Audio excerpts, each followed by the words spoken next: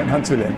In this video, in the Life Explained series, I would like to explore with you the Luciferian doctrine. Now, you may know about Lucifer, but have you heard about the Luciferian doctrine and how it influences our world today? To understand where it came from, we have to go back to the 11th century. All of Europe was in the firm grip of the Catholic Church. At that time, the Church was sending thousands of men as crusaders to recapture the Holy Land, and in particular Jerusalem, which had fallen into Muslim hands. Now, who were these men, these crusaders? They came from all walks of life. The one thing they had in common was their belief in the Catholic teachings. However, when these men traveled to the Middle East, they were suddenly exposed to many different beliefs and spiritual teachings that they had never heard before. These teachings came from Judaic and Islam mysticism. They came from Egypt, from Greece, and even from faraway places like India. For some of these men, they were a truly mind-blowing experience. They also began to hear different interpretations of familiar biblical texts, things they had never heard in their church. One particular passage stood out. It was a story of the snake tempting Eve with the apple. The Catholic Church had taught them that the snake was Lucifer or Satan, who deceived Eve by promising that if she would eat from the forbidden tree, she would become like God. Suddenly these men were introduced to a very different interpretation. They heard that Lucifer was not evil or Satan, but the God who wanted to save and educate mankind. In truth, they called him the Lightbringer, the real God, and that Yahweh, or Adonai in the Bible, was in actuality the devil, the suppressor of mankind, because he didn't want Eve and Adam to know their true identity. This teaching became the famous Luciferian doctrine. Now, when these men returned home from the Holy Land, they continued talking about these new ideas and interpretations. But they knew they could only do so under strictest secrecy, as the Church would torture and kill anybody who would question or challenge their teachings and authority. This eventually led to the birth of many secret societies, most famously the Templars, the Rosicrucian, and the various Masonic orders. These very mixed teachings from many different occult traditions were secretly studied, eventually wrapped in rituals, and protected by gruesome and blood-curdling oaths that the members had to swear to ensure secrecy.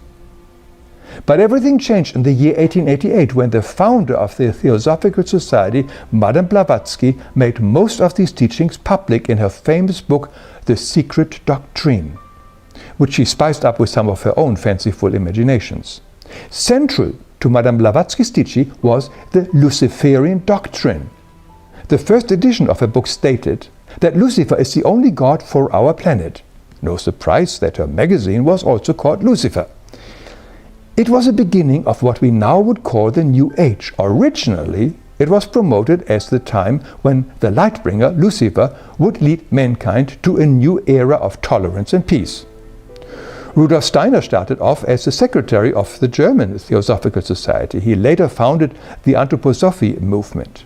Another famous person was Alice Bailey, who founded the Lucifer Publication Company in 1922. And then there was the well-known science fiction writer H.G. Wells, who also published a book called The New World Order in 1940.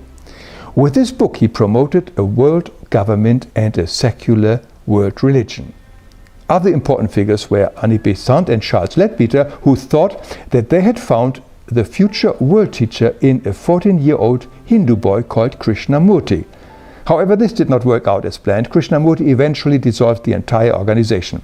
So the Luciferian doctrine is not only central to members of highest degrees in some elite Masonic circles, but also expressed in several New Age teachings of today. Let's look how this doctrine influences our life.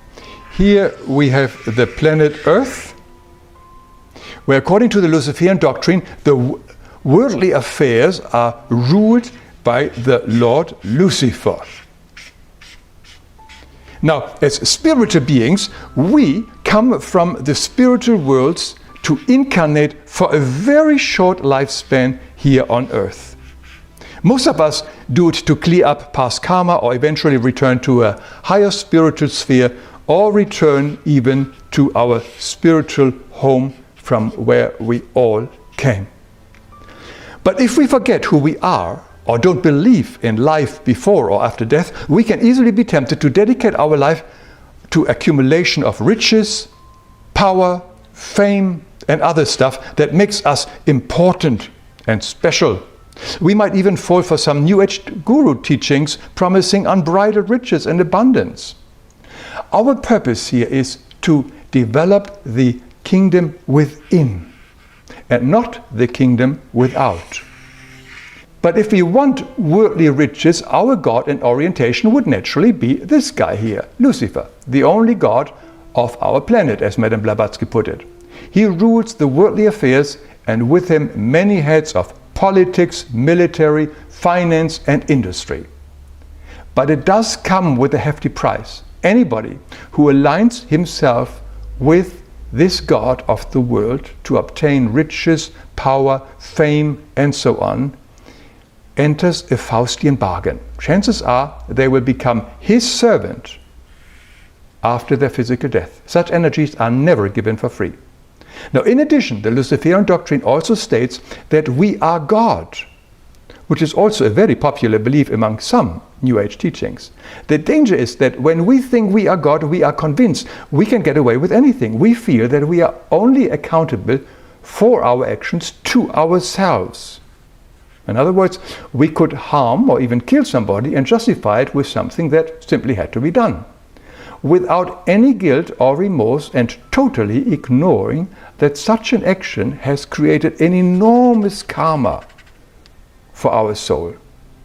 Somebody who thinks he is God does not feel accountable to anybody else except himself. Now finally, let's look around this world and see how powerful the Luciferian influence already is. We see the evidence everywhere in the wars, the terrorism, exploitation and suffering, greed and so on. It is based on the Freemason principle ordo ab chaos, order from chaos, which justifies any actions to bring the new world order into existence. Many see this as a totalitarian form of world government. The goals of this new world order are not secret. They are outlined in the American Stonehenge for anybody to see. They are the Georgia Guidestones, erected in 1980. It is a huge granite monument in which 10 new guidelines are engraved in 8 different languages. These guidelines are supposed to replace the 10 commandments given to Moses. 2 of the most interesting guidelines say that mankind should be reduced to 500 million people only. That means many must die for the benefit of a few. This will be the result of the order out of chaos. They also say that family planning must be controlled by the authority to keep the number down.